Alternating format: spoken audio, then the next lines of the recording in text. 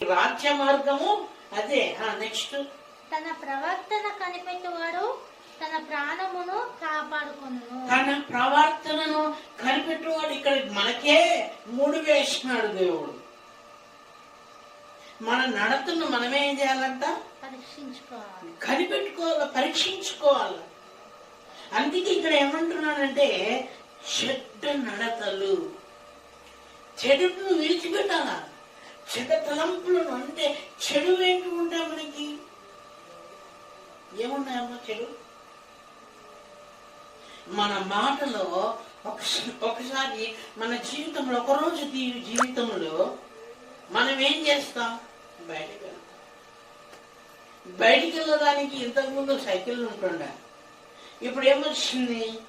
Scooters, 2 wheelers, 4 wheelers వచ్చేసింది. ఇప్పుడు ఏం చేస్తాము?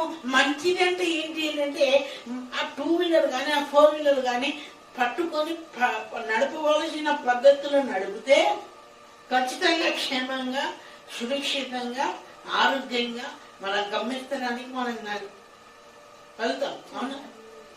చెడుతనం ఏంటి అంటే మనల్ని హీరో వాళ్ళు అట్లా స్టేరింగ్ స్టార్ట్ చేసి 2 చేతులు విడిచెత్తి ఫోన్లు చూస్తుంటారు చూడు. నిజం కాదా? ఏమంటే నాకు తెలుసు, మేము ఆరితేరిన వాళ్ళం. ఎంతవరకు టైం ఉంటుంది మనకి? కొంతవరకే టైం ఉంటుంది. కానీ ప్రభు ఏమంటున్నాడంటే చెడుతనమును విడిచిపెట్టాలి.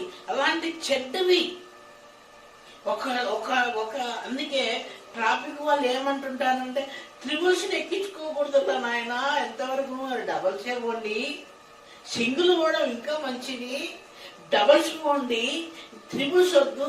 త్రిబుల్స్ కాదు, మనల్ని 4 ఫుల్ ఎక్కించుకొని పోయిన వాళ్ళు కూడా ఉన్నారు. అందుకే ప్రభు ఏమంటున్నాడు మనతోనంటే ఏదైతే మనం దేవుడు మనకు ఆజ్ఞాపించాడో అది ఖచ్చితంగా చేసేస్తాం. దేవుని స్తోత్రం.